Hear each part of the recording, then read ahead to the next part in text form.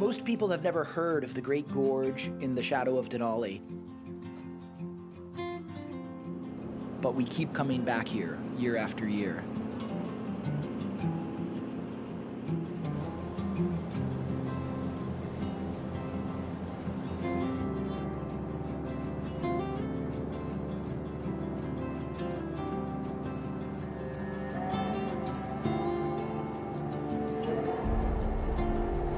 In the lower 48, everything's really busy.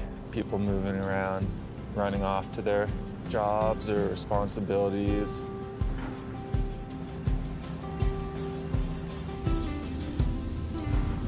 You're in a world that's white and black, sometimes golden rock, and that's about it. It's a pretty special place. You know, usually you go somewhere and there's one, two truly inspiring world-class peaks, and this gorge is just full of them. It's always been just kind of below the radar because the climbs are all really challenging.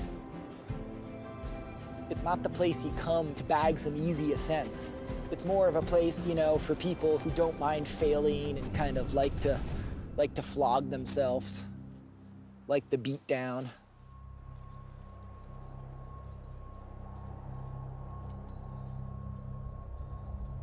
"14 hours in, and yeah, there's a lot of rock up there.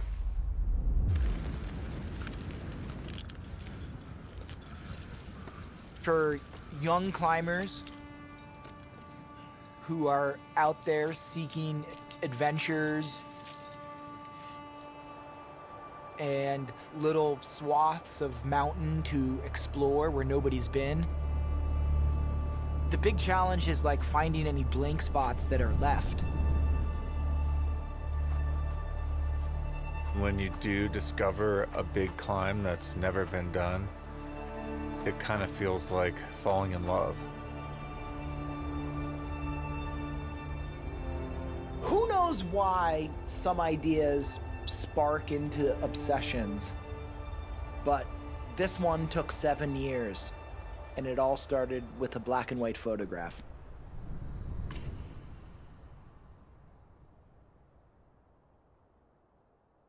Ansel Adams wrote, "You recognize the explorer in Bradford Washburn at first sight. There's something about the eyes, the set of the chin. Not fierce, just determined. He doesn't immediately remind one of the vast bulk of Denali, but he has, in fact, conquered this extraordinary mountain 3 times. Not only Denali has commanded his eye and heart, the Grand Canyon, the great peaks of the western Yukon, and the Himalaya have all come under his acquiring attention in the well-directed eye of his camera."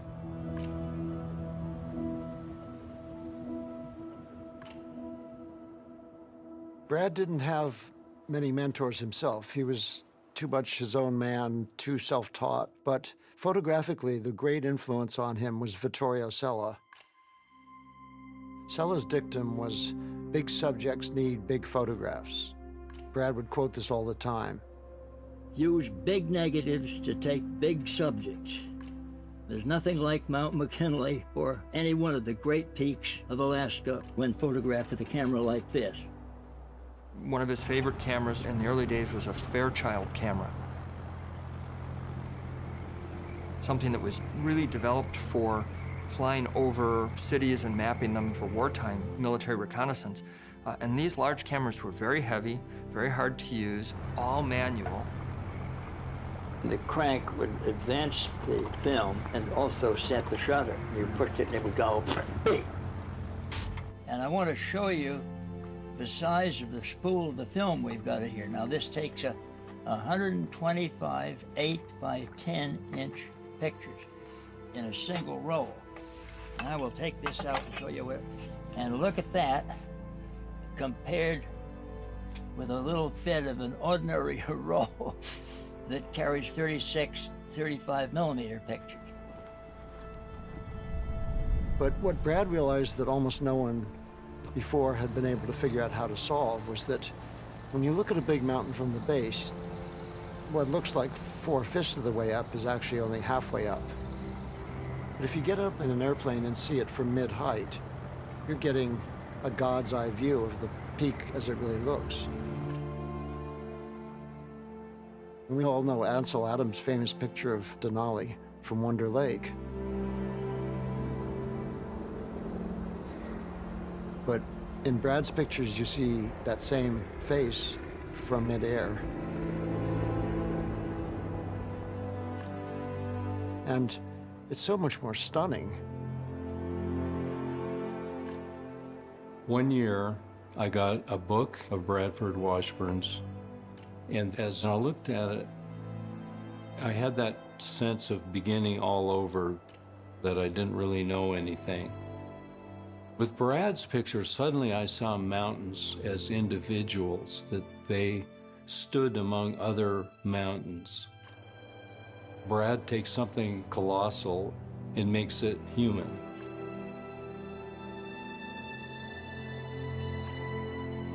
He's the greatest aerial mountain photographer of all time, bar none. I can talk to the pilot and say, get that left wing a little higher. No, pull back on your stick. And in that way, the pilot is framing the picture up to suit me, rather than me trying to play around with the camera.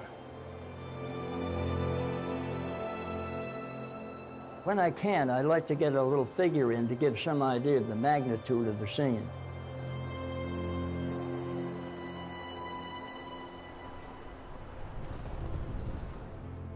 Where you look at this colossal landscape But suddenly you realize down in the corner, there are two tiny little figures. He knew that you couldn't really appreciate this large landscape until you had scale, or to sort of give people that just visceral feeling of being in the middle of this vast wilderness.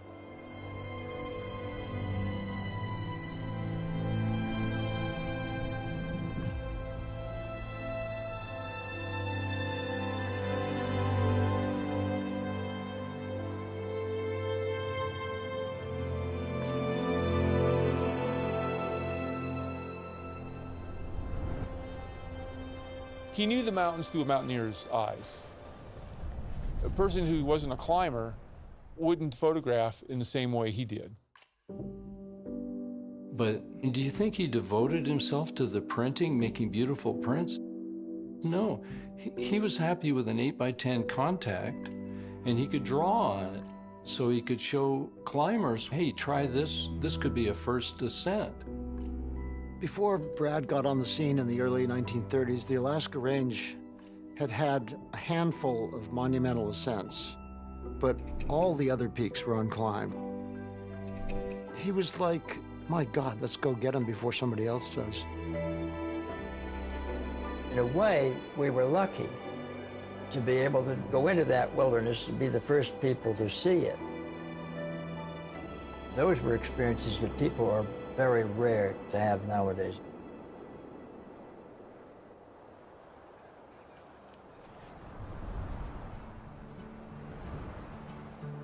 I was going up to Alaska every spring, working as a guide on Denali. And on days off in Talkeetna, I'd go down to the ranger station where they have this great resource of old Brad Washburn photos. Just looking for inspiration, for something new to climb.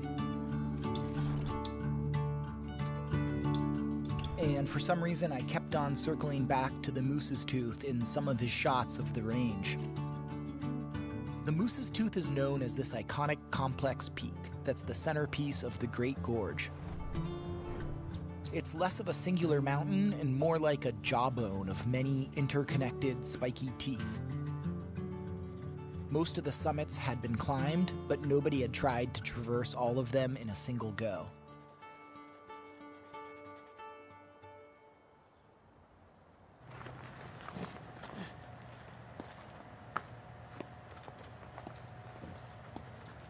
Spring of 2009, I was traveling through Colorado with a good friend of mine, Micah Dash. And Micah and I ended up in Boulder, crashing on the couch of his friends Renan and Zach. They were heading to Alaska that spring, to the Ruth Gorge. And one night after a few beers, I let my secret slip about the Tooth Traverse. It was certainly one of the most creative lines I'd ever seen. It's a type of climb where you're climbing on a skyline the entire time. It's like you're always on a summit. Later that spring, we all sort of went our separate ways. I went home to New Hampshire. Micah left on an expedition to China. Probably started snowing at midnight or so. And it's about 5 now. Just kind of hanging out. It's a pretty sick location. And Renan and Zach were about to leave for Alaska when one day we got this phone call. The bodies of our friends in China had just been found. My life is completely driven by the mountains, and it's given me some of the best experiences, but also the worst. And probably the time where it hit hardest on that negative side was when we got the call that Johnny and Micah had died in an avalanche in China. Micah held my hand and brought me into the climbing community. And to lose someone that close to you is something that affects you deeply.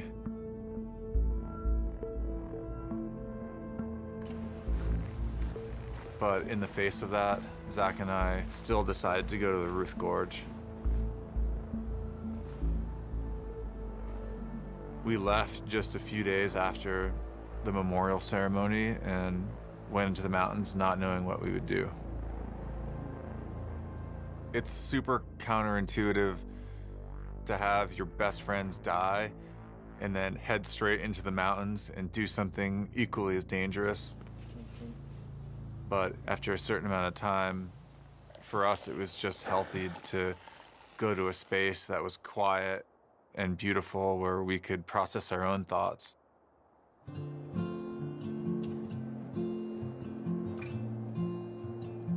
It took a few days, but eventually the mountains pulled us in and we were there and we decided to go test ourselves.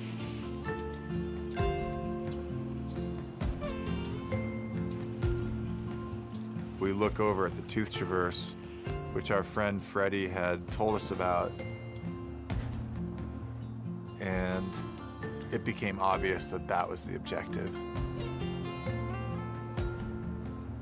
There was no planning. Our headspace was fucked.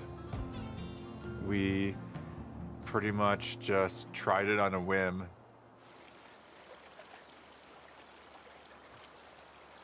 So the climb begins to Espresso Gap.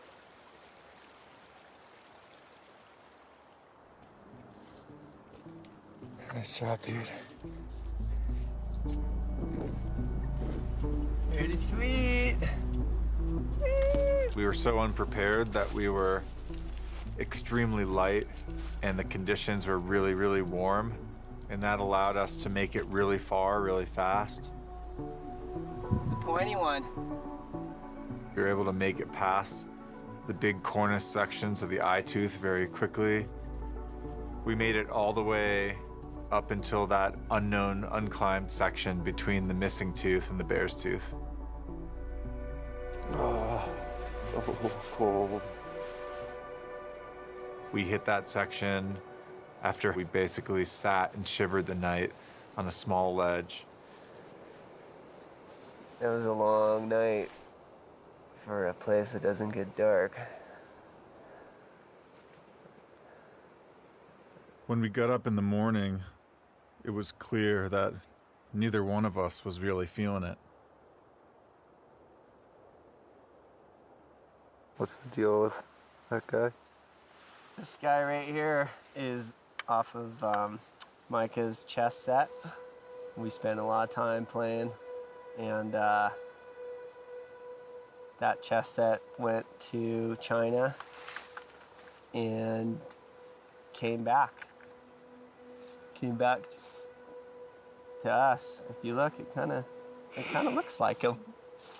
Big nose, beady eyes, full of attention. So it's just a nice little piece to bring along. Little piece of Micah right there, looking after us.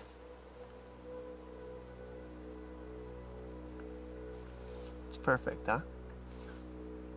I'm really glad we have it. Yeah. We had just come from the funeral with hundreds of people in the community weeping. And you have to push it on some of those climbs. It's just how it goes. But for the sake of the community and for the sake of our friends and family, it just wasn't the time to take another one of those risks.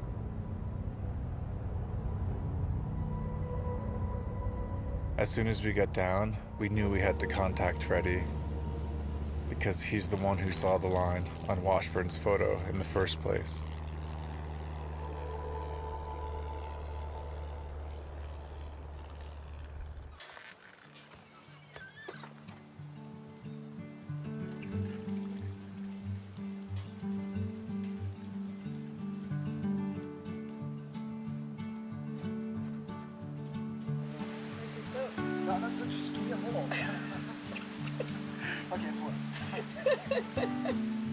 At the end of 2009, I was trying to simultaneously be a climbing guide, a freelance writer, and a good partner to Janet.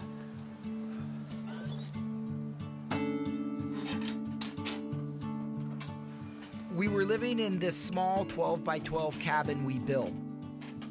We chose to live that way without a flushing toilet or a shower or even a closet. But we did have this incredible freedom to pack up and leave for a 3-month expedition if we wanted.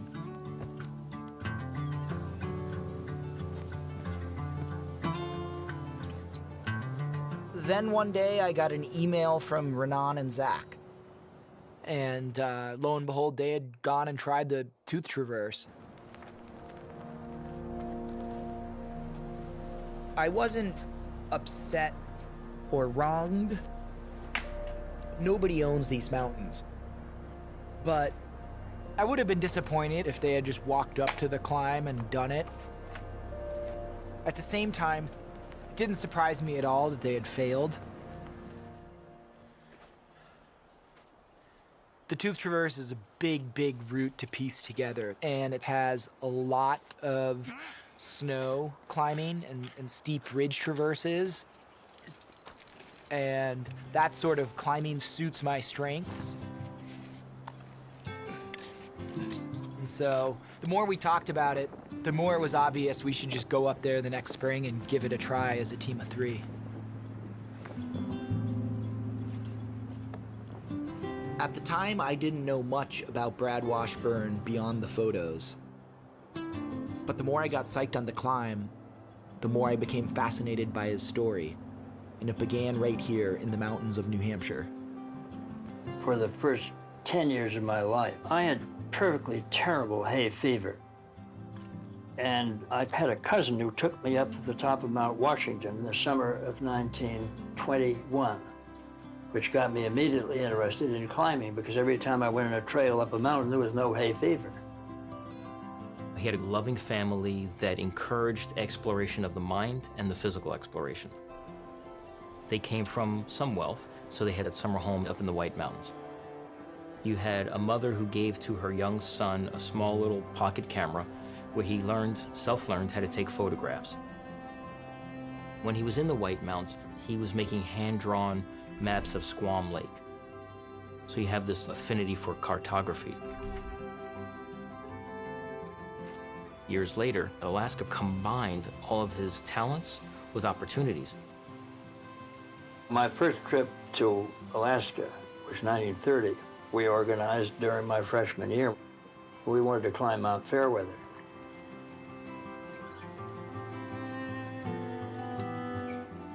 He had a tremendous fear of failure.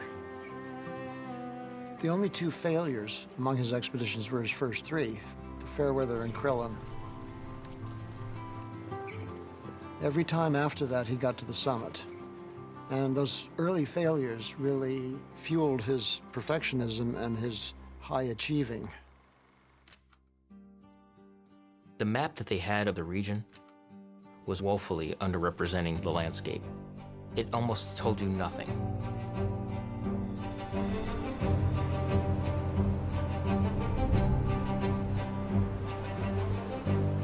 When I read the early accounts of exploration, all I can think about is a circus act without a net. There was no one to come save them. Many of these early expeditions used horses for packing their gear in. The bugs were just eating the men and horses alive. The rivers were cold, swift, full of glacier silt. From a geographic standpoint, Alaska was this unknown territory. But Brad's use of the airplane transformed it, because to be up in the air, it allowed him to take the photographs, but he'd also use those photos to create maps.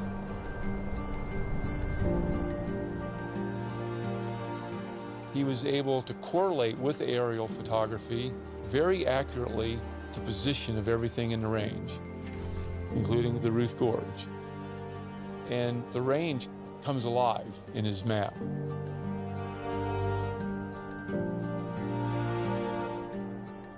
When you think about exploration, it all comes down to logistics.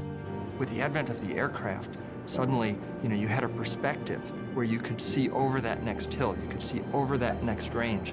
You could map out large distances because you could see hundreds of miles. Brad was always looking at aviation technology and how he could leverage that to get a better view of the mountains.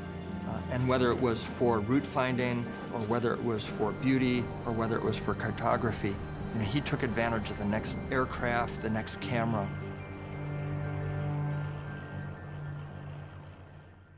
When was the first time you felt like a real connection with the device known as a camera? It was actually probably pretty late in my life that I first felt a connection to a camera. You can't say it like that.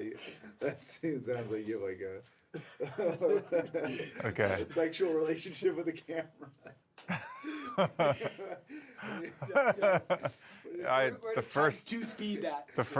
The first time I fondled a camera was probably in 2005.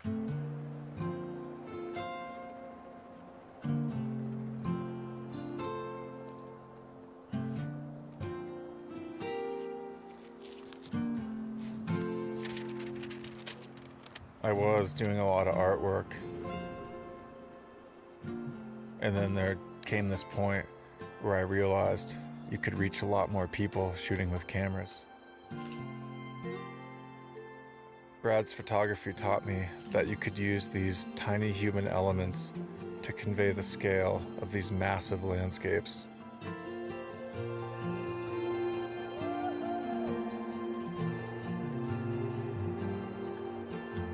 On the first trip with Zach, we had cameras, but they were pretty basic. Just another day off of the tent.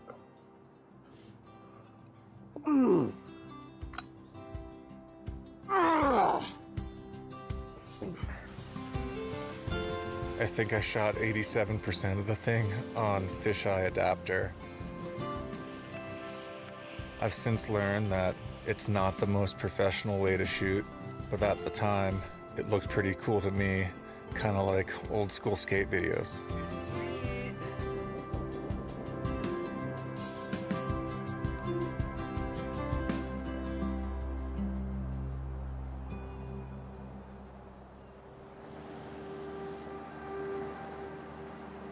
By the time of the second attempt of the Tooth Traverse, all of our lives had evolved. Both Freddie and myself had gained sponsors, and we became professional climbers. Freddie was a budding writer who had just finished his first book, and his work was starting to get picked up by bigger and bigger publications. If you want to grab the pot off the stove for 1 sec, Zach, just for some steam. Zach, in my mind, he was a much more talented climber than we were. But he just didn't have that gene of self-promotion. And part of being a professional climber in this day and age is how you tell stories.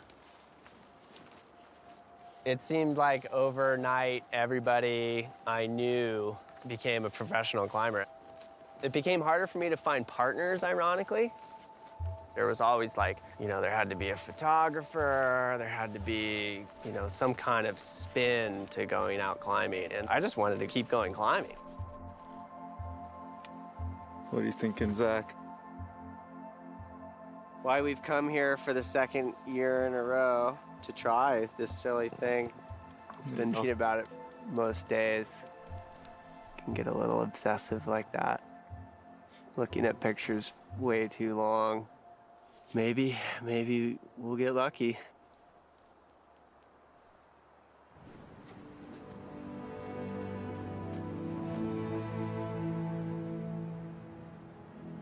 The crux of the traverse would be the south face of the Moose's Tooth. It's right in the middle of the traverse, and it's about a 2,000-foot big wall, and it had never been climbed before. We decided to go and do a recon and try that section as its own first ascent to see if the full traverse was even possible. People in town had said, oh, that's a lost cause. It's been tried. The rock just goes to shit, and it's hard to climb. So is the anchor a sign that someone's already tried this way and failed? But whoever they weren't Zach Smith. We saw some fixed gear where people had bailed off of. People had decided it wasn't worth the risk. Beautiful day in the gorge. The rock is so bad, you can just go like this with your hand, and a whole sheet will fall off.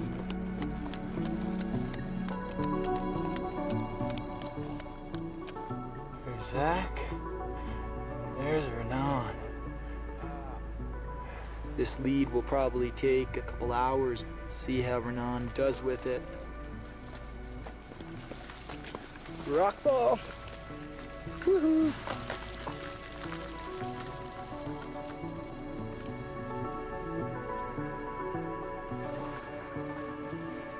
Gnarly. They're okay. I'm just gonna chill here and hope for the best. Looking a little ugly. Turn that thing around. Try to hold this pin, and I took a chunk out of my finger. How bad is it? It's not bad, it's just like that whole right side, you see?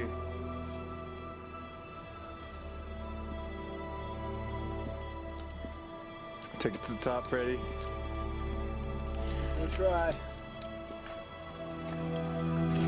Close.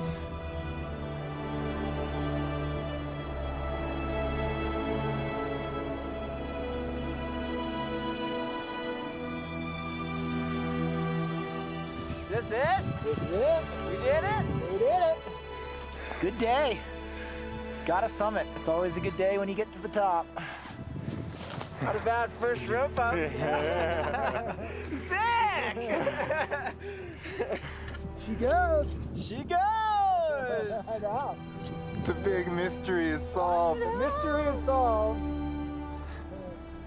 When we got to the top of the Moose's Tooth and figured out that section, we had the confidence that the entire traverse was possible. Get the boys. Climbed south face of the Moose's Tooth a couple days ago, and we're gonna go try the traverse tomorrow. Weather's just been splitter, so we're pretty psyched.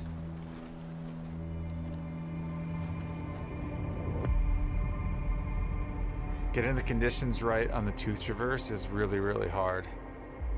If it's warm, like you want for rock climbing, the snow conditions could be out of whack and totally shut you down. But then if the snow conditions are right, it's probably too cold for the technical rock climbing. And any single storm could wipe out the route for the entire season. Something's always going to be bad.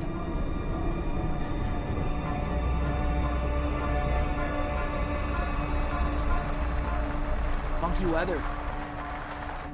Kind of lingering slowly. It is just fucking warm. Warm temps. It was splittered 2 hours ago. Pressure's dropped as well. We'll probably have a restless night of sleep and wake up at 2 and see what the conditions are and make a good decision.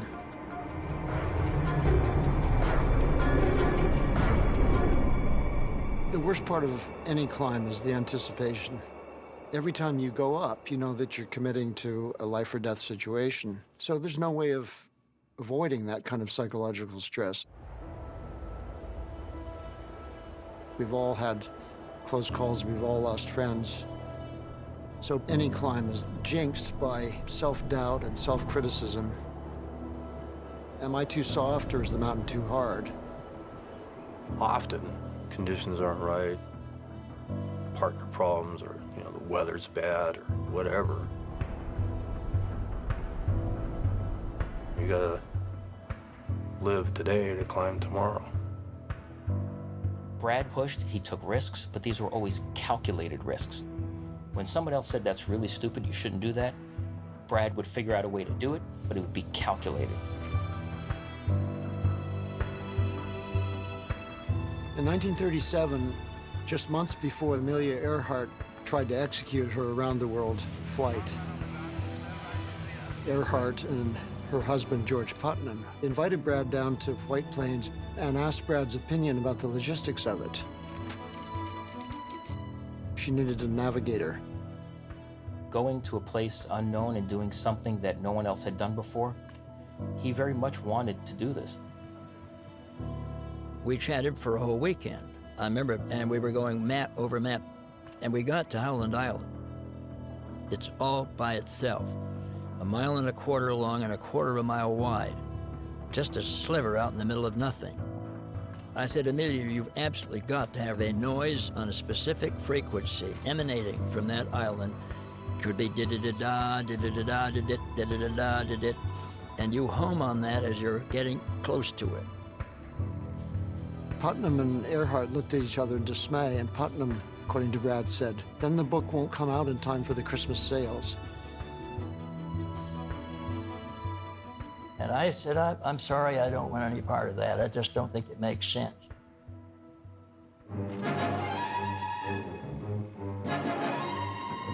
Amelia Earhart and her navigator, Fred Noonan, have come to grief in their perilous round-the-world flight. The two intrepid flyers missed the tiny dot that is Howland Island in their 25-mile hop from New Guinea and were forced down by lack of fuel. The perfectionism was a virtue and a fault. Every story he ever told, he was in the right and the others, the doubters, were in the wrong. It's another Brad I told you so story. Kind of the mother of all Brad I told you so stories.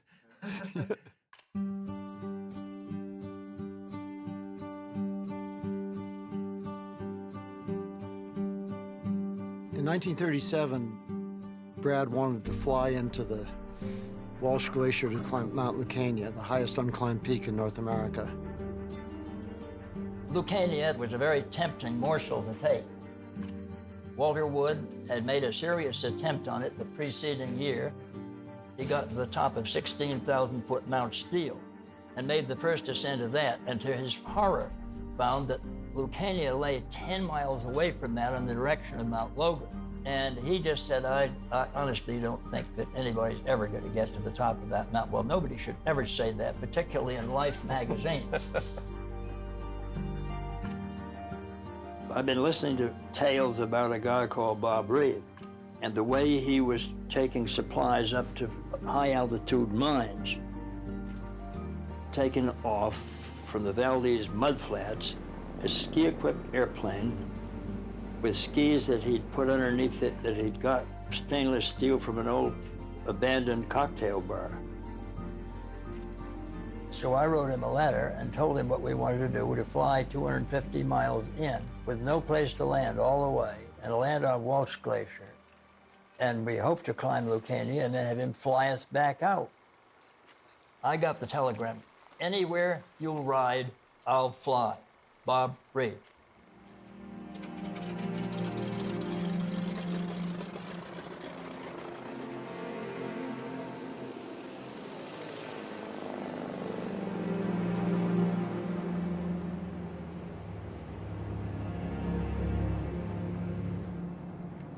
The flying back then, I mean, every time you went out, you didn't know whether you were even going to make it back. I mean, you might have to walk, 2 or 3 weeks to make it back, because planes, I mean, they just weren't as reliable back then. It was a serious endeavor. If we cracked up there, the chances are 50-50 that they never even have found the airplane. We landed at 8,500 feet in the spot and exactly as planned, but it decelerated very, very fast.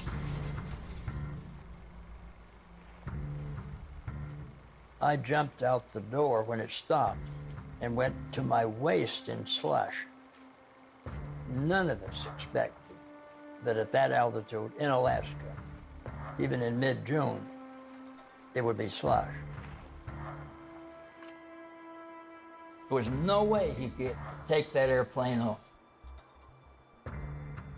We couldn't even taxi it up to camp and left it sitting like that for the night. We wondered whether we would ever get it out of there.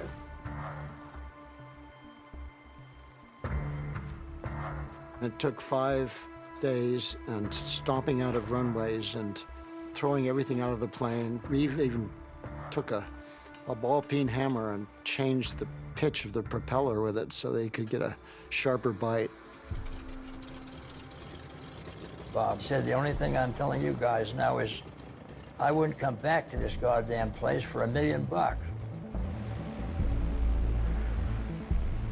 So he gave his airplane the gun, headed down the glacier, and there was a little bulge there, and he completely disappeared from sight, but we could hear this roar in the distance.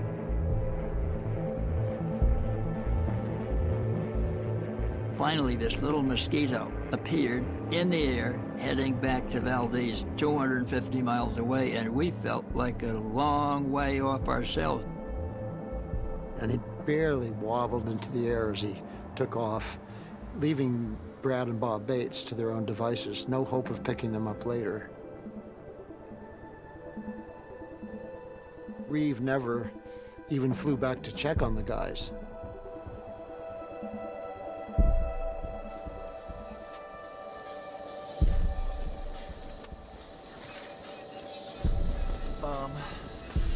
Okay. Eggs. Actually, and there's bacon right under the eggs. We'll go first. Seems pretty cold, huh? Yeah. And it seems like, and we probably have at least 1,000 feet of gain to Espresso Gap. So hopefully 1,500 feet above us, it'll be a good hard freeze. Oh yeah, this is as good as it's gonna get. The first peak, step 1, is the Sugar Tooth. It's a long, convoluted rock climb with small snow sections in between. Keep your helmets on and your heads down on this one.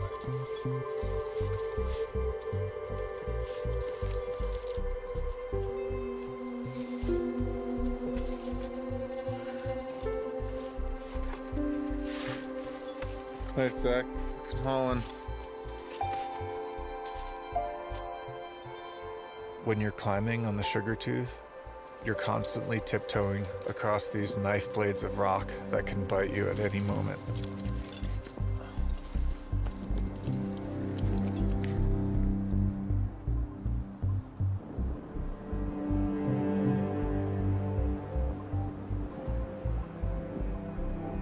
As the day got warmer and the conditions steadily got worse, we were forced to choose between slogging up deep, wet snow slopes or engaging in this really ticky-tacky rock climbing up and around steep towers with sharp edges. Sugar Tooth. Sugar Tooth. Good old Shuggy. Good old Shuggy. Kind of, they're packing a little bit of a punch. Let's look.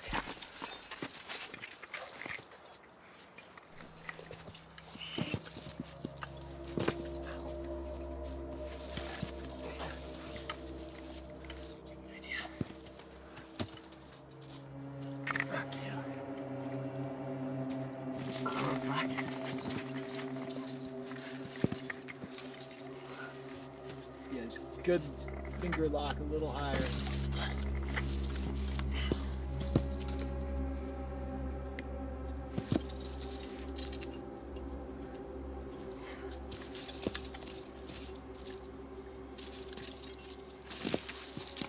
Nice, Freddy, way to charge. Check fucking this donkey out. I slipped following Zach and the rope came tight over a blade of rock and nearly cut in half. And then shortly after that, I foolishly dropped my ice tool, and that meant I was never going to be secure on any of the snow climbing from that point on.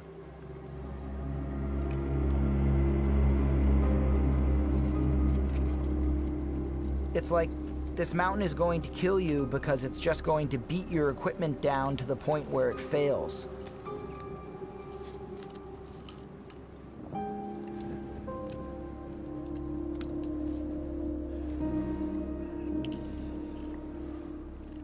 Baking in the heat. Instead of easily scampering across the top of the snow, we kept punching through to our waists, expending tons of energy way too early in the climb.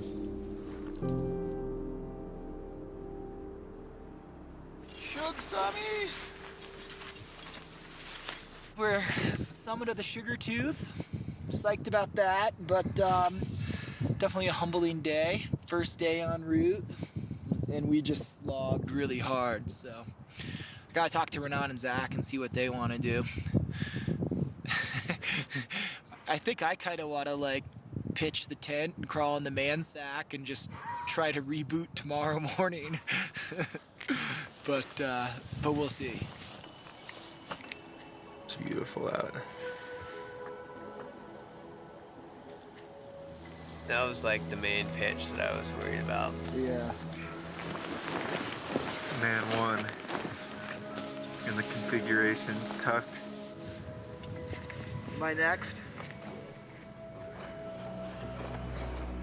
Today was ass beater. We're crashing out early, getting some good rest after the 16-hour push from base camp through the horrendous snow conditions and wet rock. So we're gonna get up early and get the second tooth in the morning, hopefully. Continue on from there.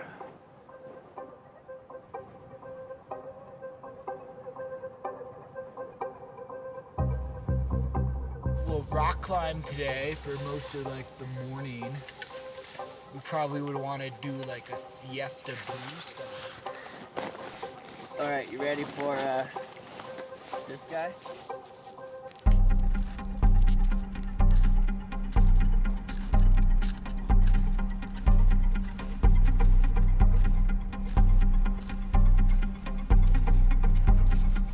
Oh, it was so good for a while. When we woke up on that second day, there was a lot of questions that needed to be answered in terms of if it was going to be safe enough and if it was a responsible decision to move on. It looks like about 20 meters of down climbing. Does that sound good? Yeah. Sure.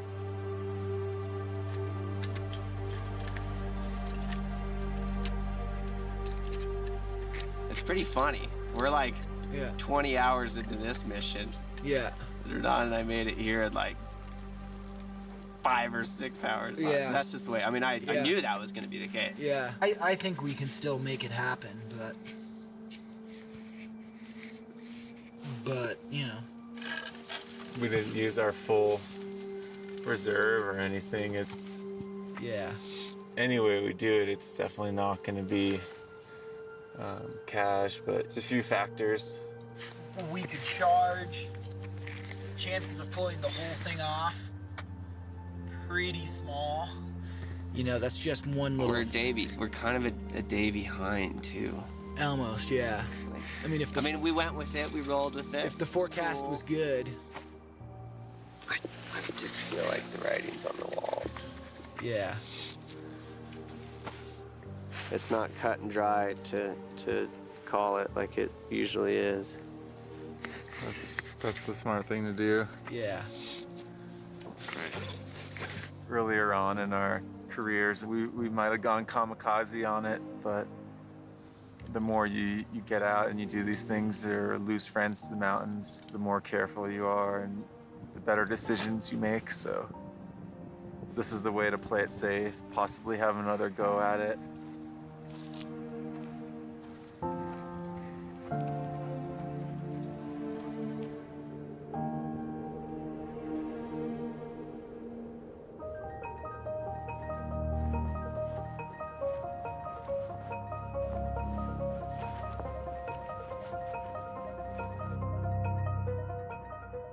The day after we came down after that attempt, we figured we should switch out our equipment and try it again. But then when we were down in base camp, the temperatures remained unseasonably warm. Here comes one.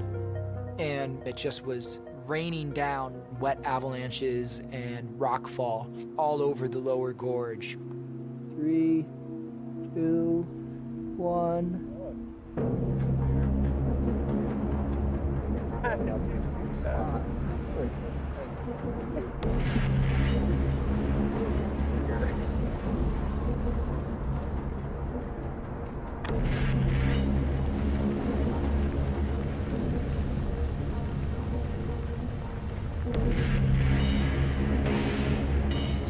It's really unstable right now. Yeah. An obvious thing. Yeah.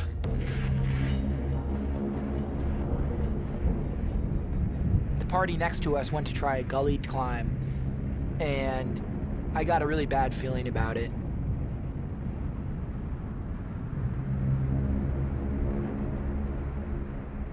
By midday, they still hadn't come back, and I finally decided to ski over there a little closer and have a look for them.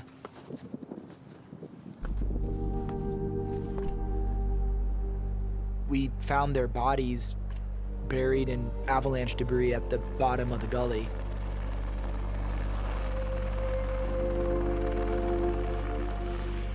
Now the Rangers are in, so this is the recovery.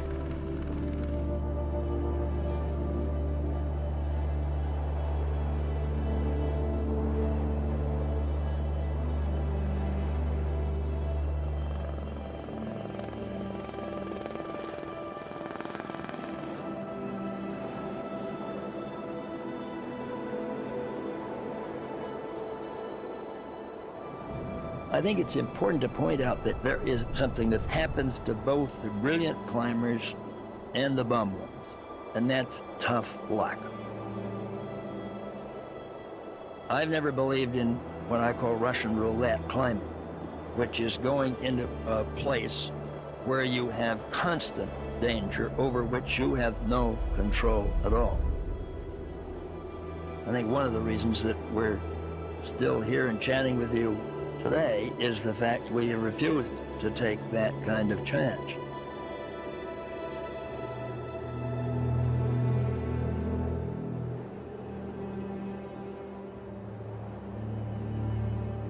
Brad in his whole life never went on an expedition led by anybody else. He was a good guy and he would consult you, but he was the leader and his decision finally stuck. On all these trips, the trip was my idea. And maybe I knew more about climbing, so that I was sort of the logical leader. Let's take Lucania, where Bob Bates and I were alone. And we got along very, very well. Brad and Bob Bates were complete opposites. Brad, the headstrong leader, had to do it his way. Bob was the nicest guy in the world, the most generous. Yet he had an incredible talent to be in a ticklish situation and to chill out and calm down.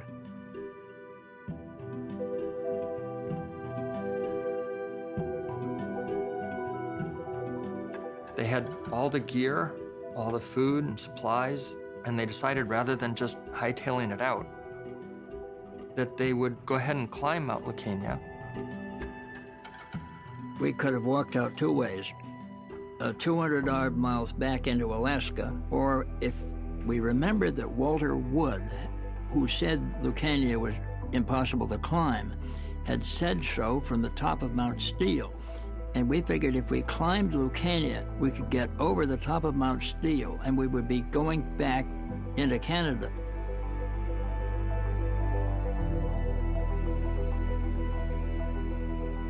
They'd pioneer a new style, which I call fast and light.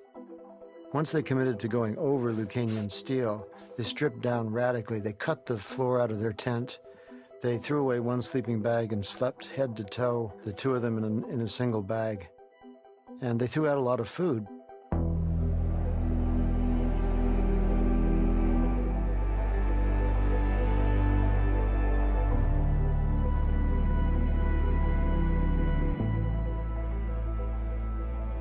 We were out for a hell of a long time. We started at 8 in the morning. It was till 4 in the afternoon we got to the top.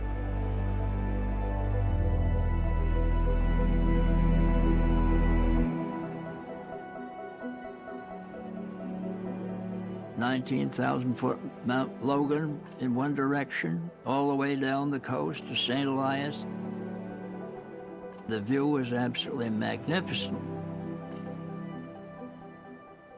That was the first ascent of Mount Lucania. They were so sanguine that Brad took what I argue is the finest summit photo yet taken in the far north. It's just a stunning portrait of both exhaustion and jubilation. But the biggest problem we had on that trip was not climbing Mount Lucania. We figured that anything that Walter Wood could get up, we could get down. And he told us exactly where we would find a huge cache of food on the other side. So we walked down to a long descent. We went from 14,000 feet to 16,000 feet to get to the top of Steele, and then from 16,000 feet all the way down to the head of the Wolf Creek Glacier at 5,000 feet, all in one day. It was an endless day. And the next day we walked all the way down to the cache of food. The bears had been in the cache and there was not one single thing left. The bears had chewed every single can. It was 19 miles from that cache to the Donjek River.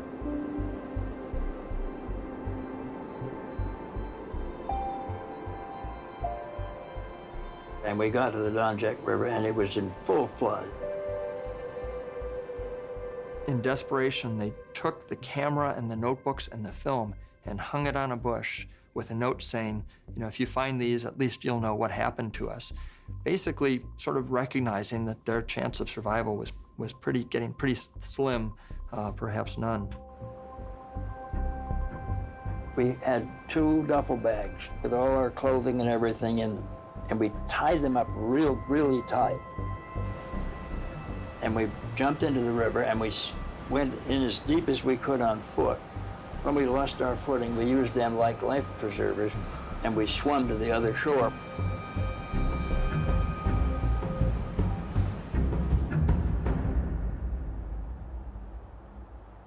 We were sitting down on a bunch of tussocks and all of a sudden we heard a tinkling sound. I began to wonder if I was hearing the bells of heaven or something. And then all of a sudden, 100 yards away, we saw a man and then another man. And these guys said, "Where in hell have you come from?" We said, "We've come from Valdez, Alaska." And they said, "Where were you going?" We said, "We're going any place you're going." Fortunately, they were able to go back and get that camera. But I think that Mount Lucania expedition is one of the most incredible stories of drive and survival.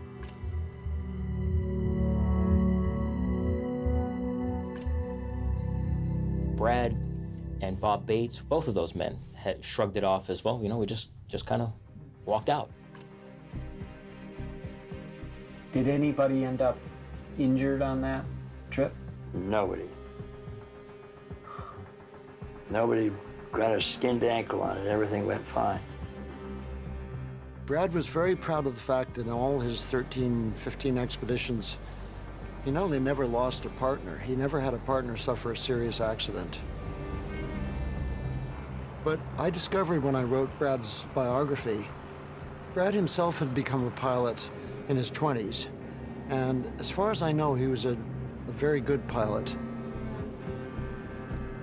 Flying wasn't exactly safe when you began flying, was it? Ever have any narrow escapes?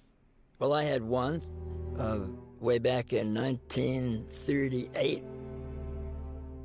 In 1938, he'd been in Seattle on Lake Union and had taken out a float plane. The wife of a climbing buddy of his and another woman just to do a routine sightseeing trip. perfect day in Seattle.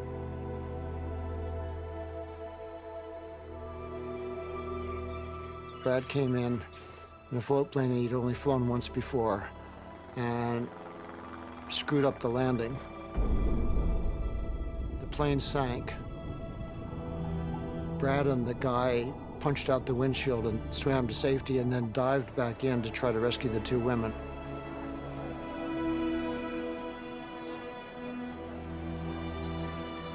They both drowned.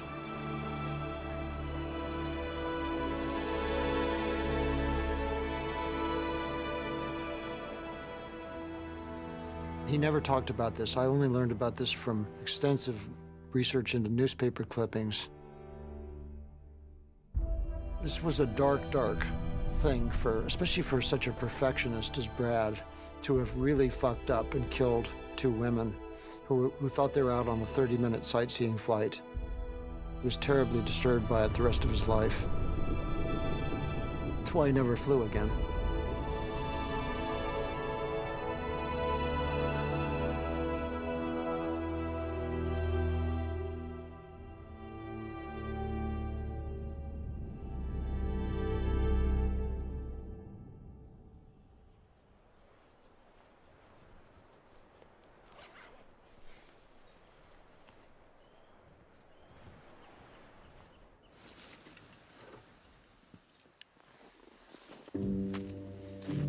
Just 2 months before we were supposed to head back to Alaska, Zach and I were in Colorado, spending most of our time climbing and training together.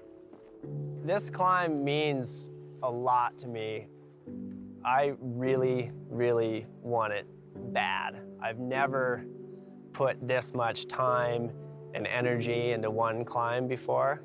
I've never tried to climb this complicated, and I made a lot of sacrifices to try something like this.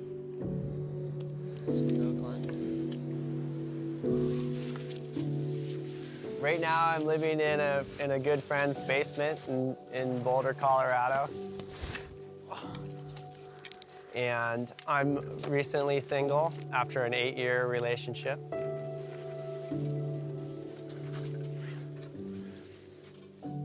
We had a really amazing relationship for a long time, and the stress of me traveling and climbing became too great on that relationship. And the reality of really close friends of ours dying played a huge part of it, I think, because it made her worst nightmares a reality. And so the idea of something like that happening to me, and me putting myself in those situations was too much for her, and I can't blame her for that.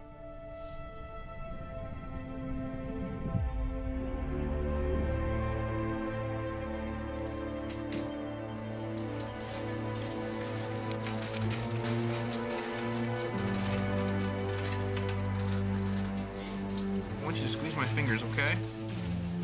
Good. 2 months before we were due to leave for Alaska for another attempt on the Moose's Tooth, Renan was filming some professional skiers in the Tetons. Open your mouth for me, make sure you have any broken teeth. Good. Catches an edge, tumbles down the mountain over a cliff band, and lands on his head.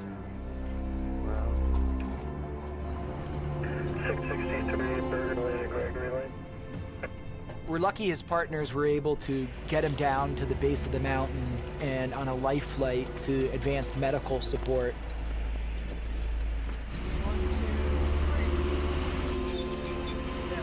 The way I first heard about it was an hysterical phone call from Renan's girlfriend that was like, basically Renan's dead or is, gonna be a quadriplegic for the rest of his life. I was at work, and so I just threw down whatever I was doing and drove over to their house and tried to, get the details.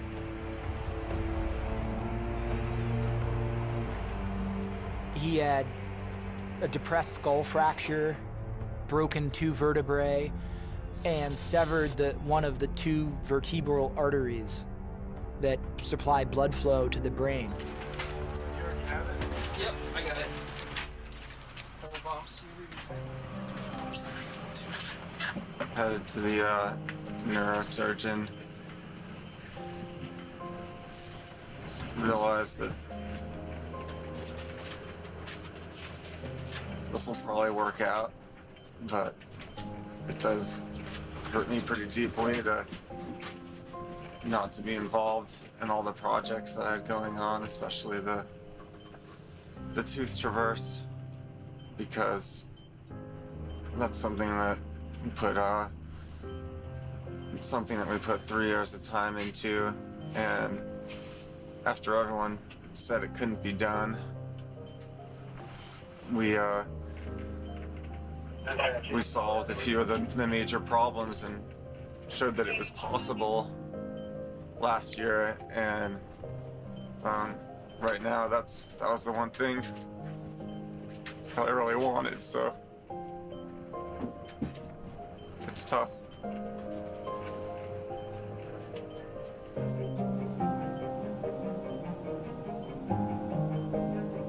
When it happened, I figured the climb was over, at least for that year.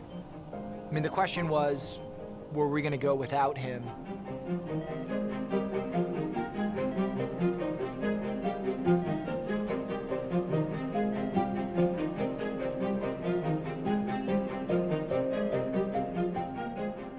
We have loved ones back home that I'm sure would be destroyed if we lost our life in the mountains. I can only imagine what my funeral would be like.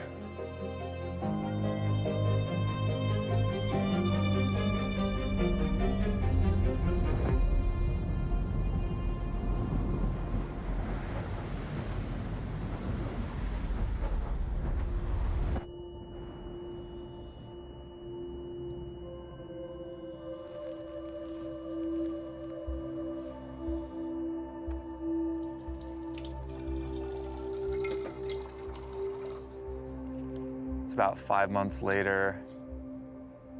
Technically, I'm still healing a broken neck in 2 places, 2 vertebrae, like right in my spinal column. And I can touch my head and feel where the skull is still tender from having it sliced open for brain surgery. Getting injured just before we had to leave on the trip was really devastating. And I knew it was going to be really hard for them to deal with the fact that I was out of commission.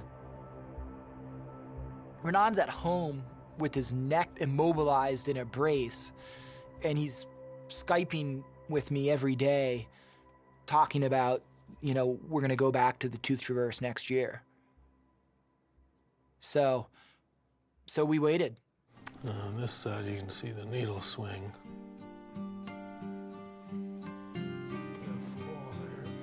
Oh boy, we gotta get down lower. I've worked really hard to recover as fast as I have. I've just been sitting for so long. I need to go out and push myself and be in the mountains and create.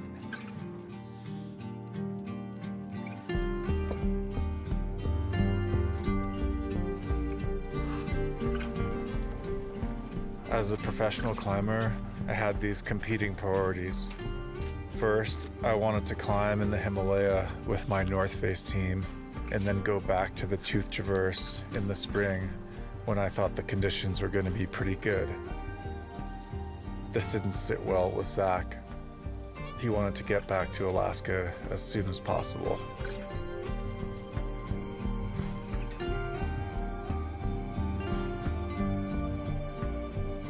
Renan has made an incredible recovery.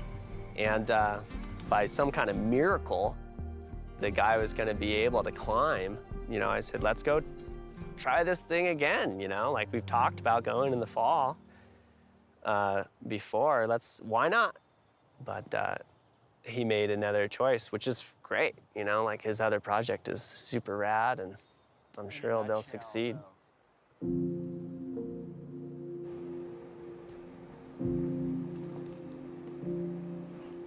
Those guys are professional climbers who get to go on big trips. So those guys have a different climbing experience than I have. My last alpine climbing trip was a 2-month trip. It's the longest expedition I've ever been on down in Argentina. 2 months, pretty much spent all the money I had, and I climbed 1 day and with no summit. So that was a bit hard, you know, to sacrifice the time and energy and money that I put towards it. It is a big thing to me.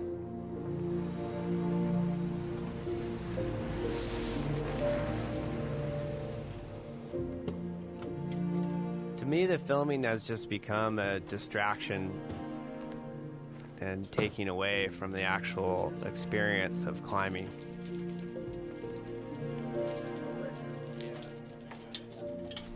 I'm just at this tipping point where the mountains are taking more than they're giving. Hanging Christmas lights, being an elf for a living. Yeah. Pretty crazy. It's a weird way to make a living, but it works. So I made the decision to bow out of the climb. We created this monster, and I just hope they finish the fucking thing, even if I can't be there. I just want it done.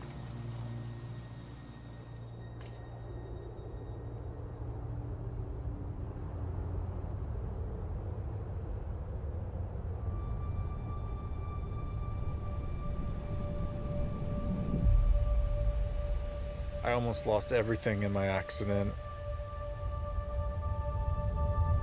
People always ask me, why do you do it? I just wanted to use the chance that I was given to show that there's this joyous side of climbing.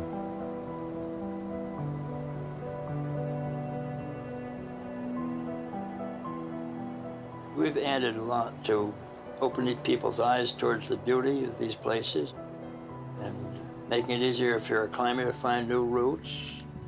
But the things that you remember about these trips are people, not things. Being with these wonderful people. Yeah, we got us a shark fin.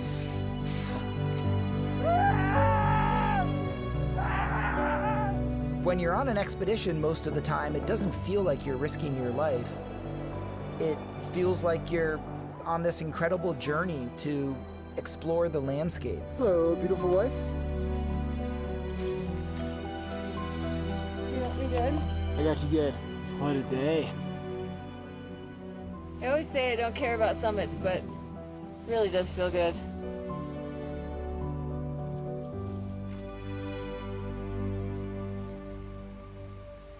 I'm going to tell you the most important thing in my whole life. Barbara. It's the best step I ever took from the day I was born until this afternoon. Brad never talked about mountain climbing when we got engaged. But when we were first married, I found myself on my way to Mount Bertha in southeastern Alaska. Well, why did you think Barbara was up for this? I mean, most people would not Just have... because I think Barbara's terrific, and she still is. I don't think he had any idea whether I was up to it or not. He just wanted me to go. That was the first time Barbara had ever done anything of this sort, and she marched right up and did it without the slightest difficulty.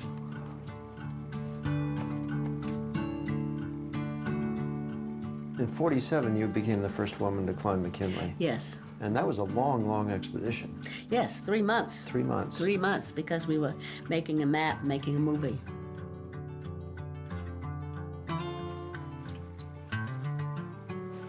When we got near the top, I was in the middle. Shorty Lang said, "Okay, Barbara, now you go first." And I said, oh, no, no, no, we just go in the order we're in, of course. And he said, don't you realize you're the first woman to get to the top of this place? And I said, oh, heck, who cares about that?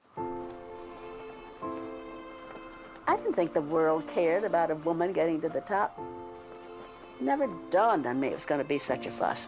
Anyway, so I got to the top, and then Brad came up and joined us.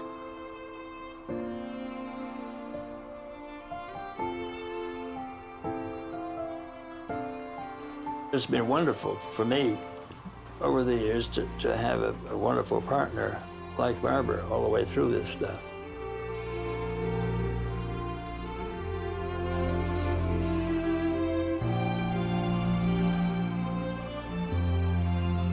To sort of sum Brad up is really hard.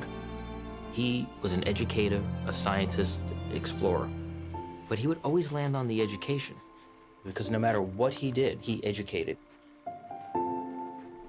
The thing that made the climb fun was the fact we were trying to create something that would share the thrill of discovery. This sharing doesn't just apply to climbing. It also applies to our Museum of Science.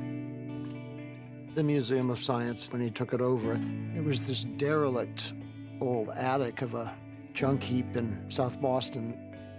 Brad absolutely transformed it into one of the great teaching museums in the world. And he actually said often that was the thing he wanted to be remembered for, above and beyond the climbing and the photography. Photography was always, I think, in second place to his idea of scientific adventure.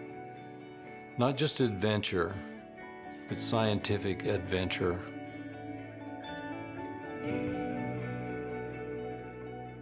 There are parallels amongst scientific exploration and human exploration. All of it comes down to our drive to want to know or want to see new places.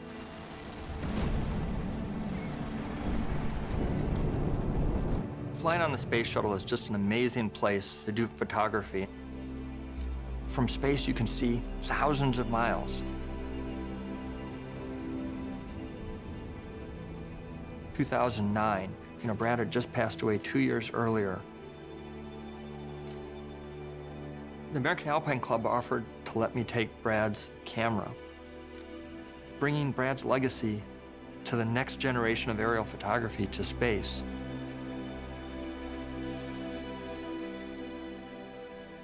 Truly incredible, because that's the camera that he took on his Mount Lucania expedition.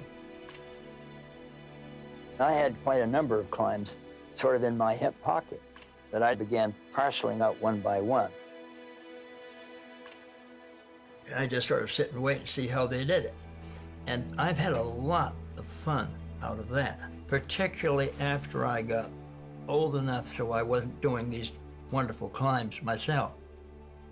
When I was an undergraduate at Harvard, you freely gave of all your advice about Alaska. You let us. Yeah.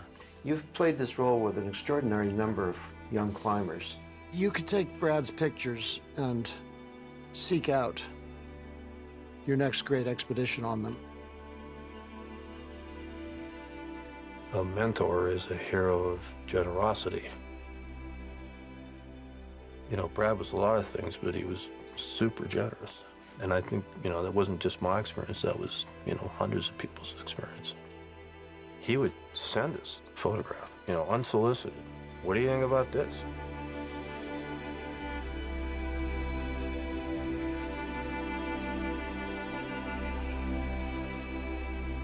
I think his photography will last a really long time, but to us climbers, I think what matters is not that he did the hardest climbs ever, it's that he climbed remote, arduous, exhausting peaks. And he encouraged many other generations, including mine, to seek out the challenges that were beyond him. And people like Freddie and Renan are still pursuing the Washburn challenges.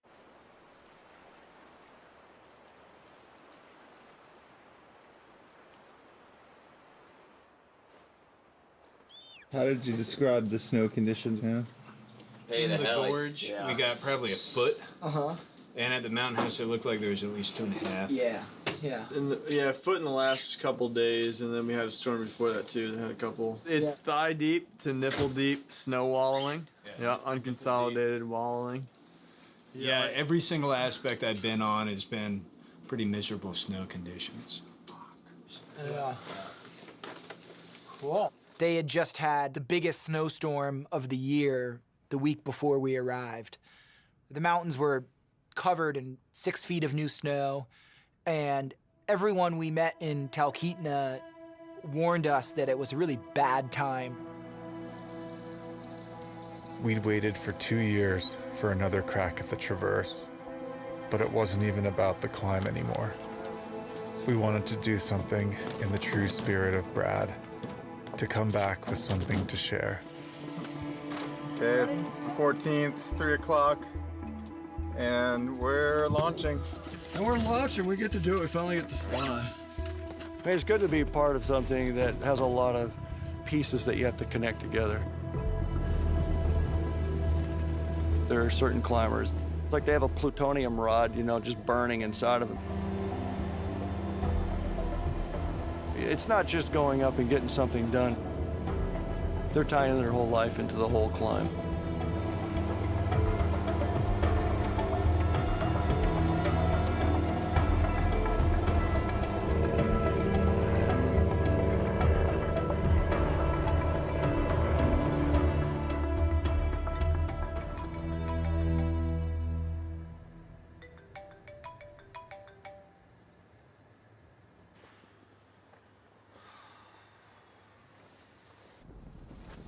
You breathe out a big, cold breath here.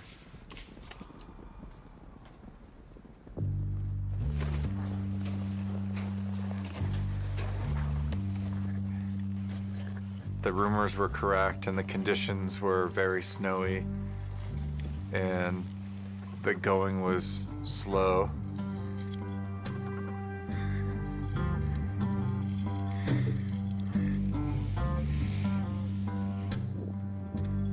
The thing was, might have taken 15 or 20 minutes longer. Working twice as hard. Yeah. But I still got to the top of the pitch. It set a little light off in my head, and I realized, like, maybe we can do this thing.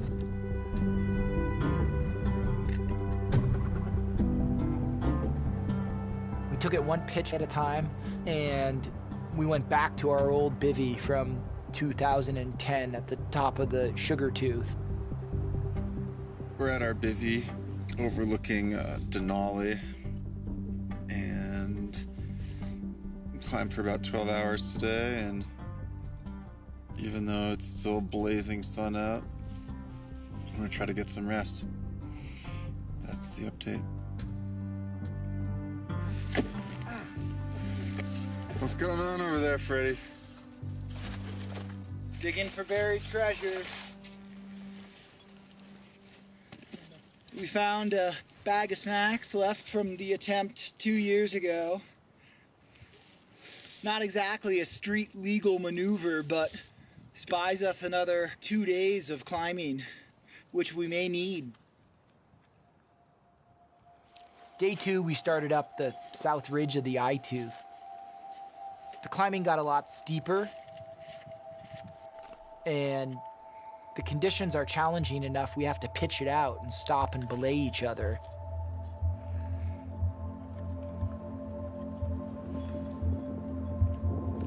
It takes us all day to get to the summit of the Eye Tooth. Day 3, there was a segment of unclimbed ridge connecting the Eye Tooth to the Bear's Tooth. This is steep Alaskan corniced ridge climbing. Huge waves that are 200 feet tall. These waves of snow. And you don't want to climb on the top of the wave because the wave could collapse. And we've had friends die not knowing where the point is on the wave where you can actually be. You're tiptoeing on the backside of the wave for what seems like a mile.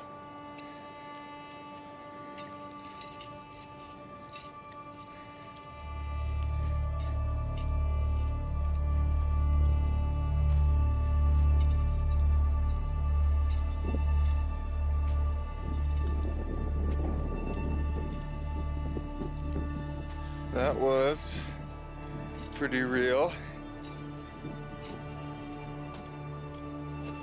It's like being on a summit all day. Now it's just a matter of weather, but we're looking really good. We knew if we could only make it to the summit of the Bear's Tooth, we'd be halfway home.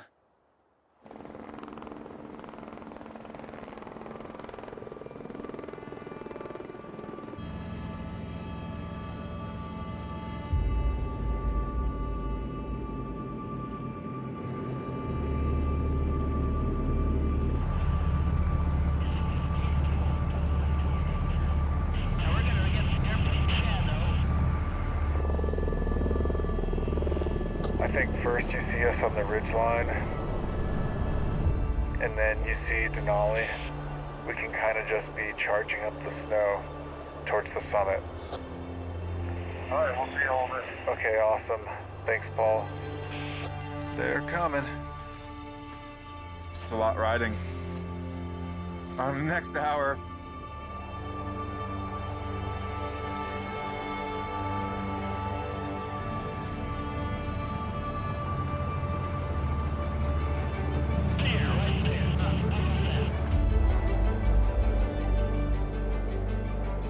Up the long, delirious, burning blue, I've topped the windswept heights with easy grace, where never lark or even eagle flew. And while with silent lifting mind, I've trod the high, untrespassed sanctity of space, put out my hand and touched the face of God.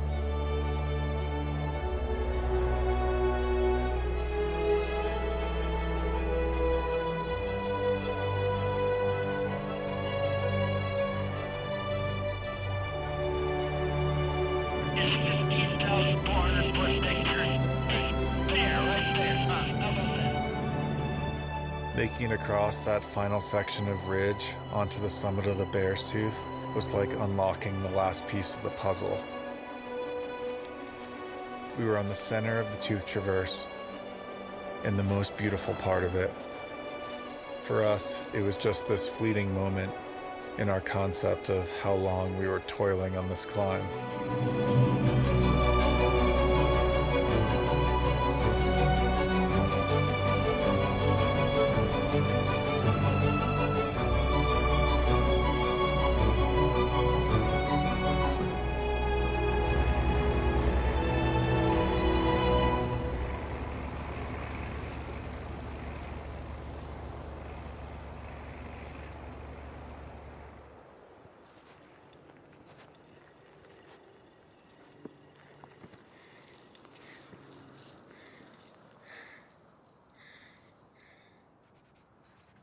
We figured when we reached the south face of the Moose's Tooth, we'd be on Easy Street, because we had already climbed that section. Nice, Renan. Without Zach there, those pitches felt way harder than we remembered.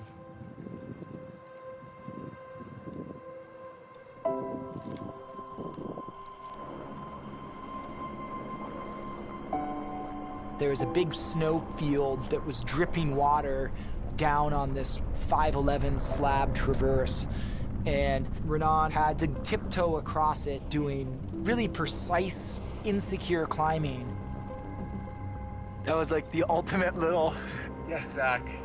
I almost died on the pitch you pranced up in 20 minutes. Once I got through the slab, Freddie led us through the bleeder pitch towards the summit of the Moose.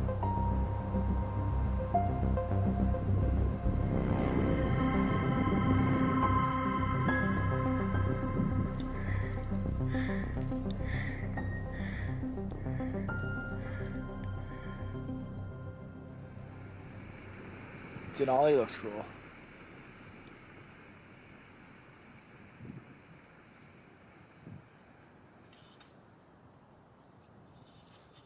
Renan and I realized that here we are, and we're just about out of food, and we pretty much had no choice but to continue on.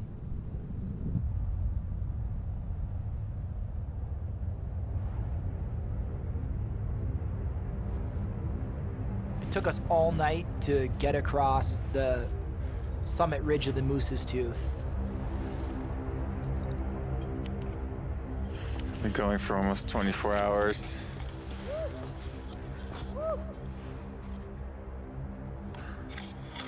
We've done the entire Tooth Traverse. Now we're just trying to finish up the Moose. Fuck yeah! By 6 a.m. the next morning, we were stopping for another quick rest on the west summit of the Moose's Tooth before we began rappelling off the side of the mountain. Hour 30 probably of the push. It's kind of this unique feeling. Dreamy. Yeah, it's like a hallucination without hallucinogens. But you're doing things where one wrong step you could die. So it's even more trippy. You just gotta try to keep yourself together, hour after hour.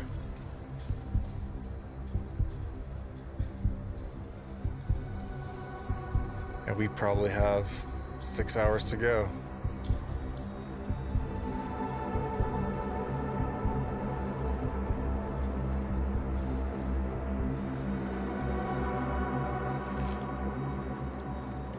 The last challenge of the climb was descending this gully down to the glacier at the bottom of the gorge. And gullies are dangerous. And we were going into this one at the worst possible time. It was 4 p.m. in the afternoon. We had been on the go for 30 some odd hours. And all the circumstances were pointing to this being a bad call. But we had to get down. We didn't think it'd take us too long. And I realized how soft it was at that hour of the day and sat down and glissaded past Renan as he's really intensely kicking steps down. There could have been this giant crevasse down there to eat us both up. But after he committed, of course I was gonna do the same.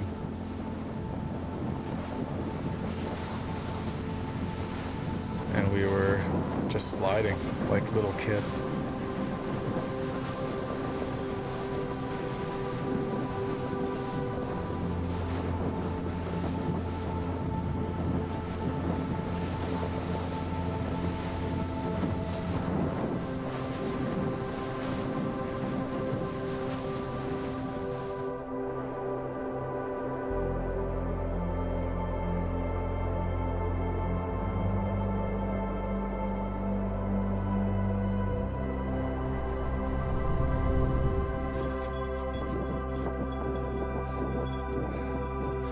Nice job.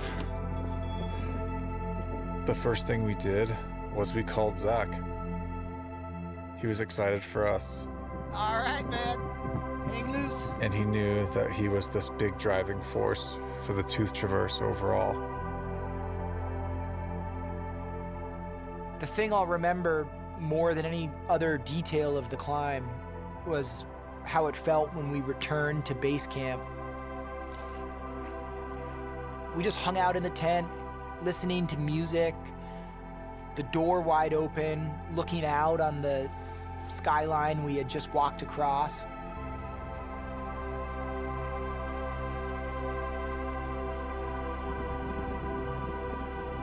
By all rights, we should have been exhausted and should have fallen asleep immediately.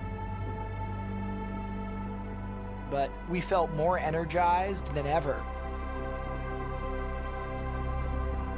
Those moments come so rarely, we didn't want it to end.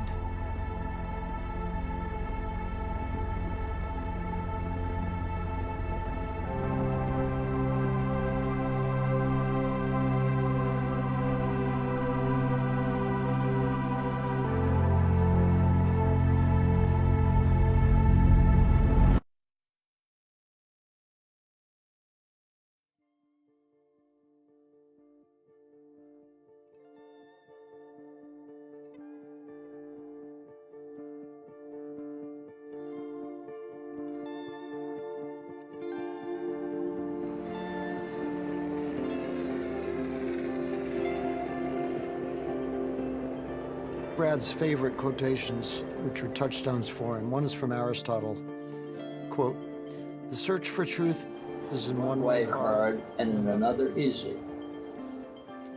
For it is evident that no one of us can ever master it fully or miss it wholly.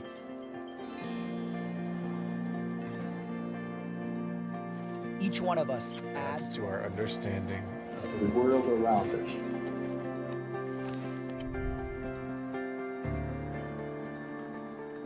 And from all the facts assembled arises a certain grandeur. Arises a certain grandeur. Arises a certain grandeur.